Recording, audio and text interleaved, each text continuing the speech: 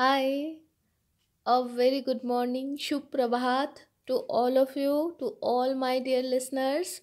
Let's proceed with our journey through the life of our master. Today we are going to start a new chapter, which is some interesting Worthies.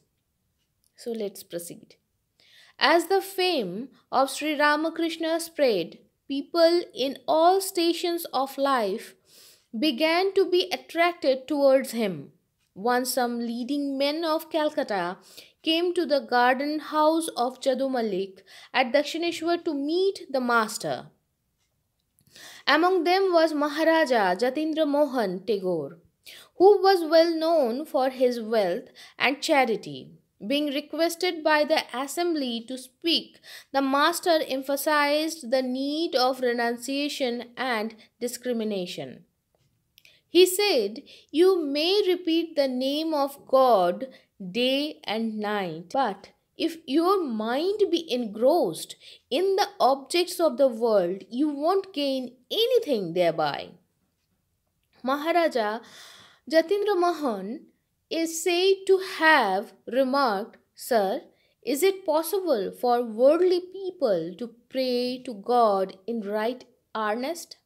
Even a pious soul like King Yudhishthira had to tell a lie. This irritated Sri Ramakrishna, who replied, "See, you have remembered that one act of Yudhishthira's life and forgotten his usual unflinching adherence to truth, his innumerable acts of kindness, and his high regard for the injunctions of the scriptures. Shame on you." Babu Krishnodas Pal, editor of the Hindu Patriot and one of the pioneers of the national movement, respected alike by the government and the public, also paid the master a visit. The topic of renunciation came up, and Mr. Pal observed, "Sir, this cant of renunciation has almost ruined the country. For this reason, the Indians are a subject nation today, doing good to others, bringing education to the door of the ignorant, and above all, improving the material condition of the country. This should be our duty now. The cry of religion and renunciation would, on the contrary, only weaken us. You should advise the young men of Bengal to resort to such acts only as will uplift the country." "You appear to be a man of poor understanding," replied Sri Ramakrishna in an animated voice. "You dare to slight in these terms a thing which all our scriptures describe as the greatest of all virtues?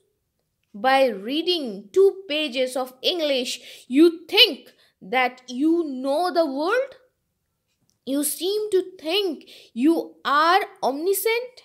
Well, have you seen those tiny carbs just born in the Ganges when the rains set in? In this big universe, you are more insignificant than even one of those little creatures. How do you dare to talk of helping the world? The Lord will look to it.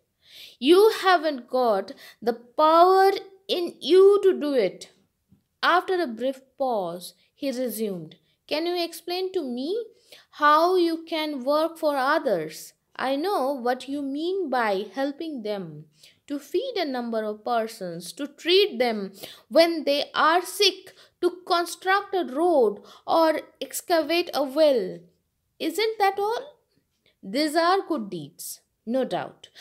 How trifling in comparison with the vastness of the universe.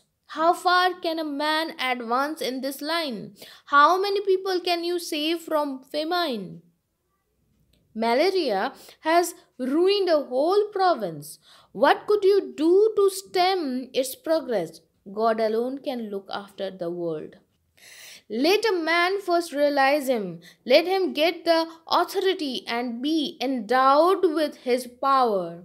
Then and then alone he can think of doing good to others. A man should first be purged of all egoism.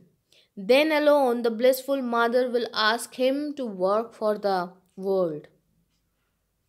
These words, as applying to a teacher or leader of men, draw a line of demarcation between work done with a sense of superiority and that done in the spirit of service. Not to help others but to serve them is the right standpoint. The ordinary man working from egoistic impulses is bound. But the man of realization walks without any risk because he knows he is the Lord's instrument.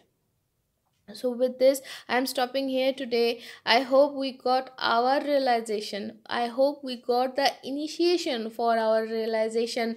So, let's prepare ourselves.